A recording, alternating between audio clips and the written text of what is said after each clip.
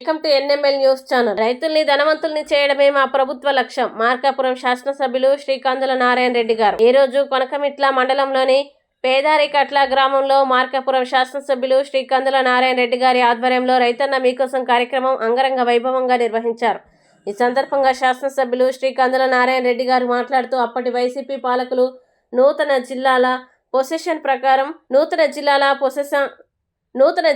Possession ప్రకాశం పశ్చిమ ప్రాంతానికి తీవ్ర అన్యాయం చేశారని, అప్పట్లో 63 రోజుల పాటు రీలే నిరాహార దీక్షలు నిర్వహించామని, చివరికి పోలీసుల్ని అడ్డుపెట్టి తమను అరెస్టు చేశారని గుర్తు చేశారు.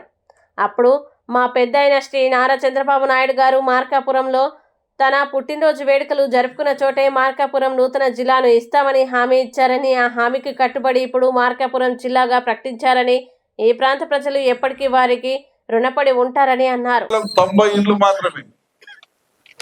ఇండ్లు మాత్రమే తిరిగి ఆ 90 ఇండ్లలో ఆ రైతులకు కావాల్సినటువంటి అవసరాలని గుర్తించి ఇవన్నీ కూడా కంప్యూటర్లో ఫీడ్ చేయమని చెప్పడం జరిగింది. అంటే పరిపాలనని ఏ రకంగా మీ ముందుకు తీసుకొని వస్తా ఉన్నారో మీరు ఇప్పటికైనా అర్థం చేసుకోవాలి.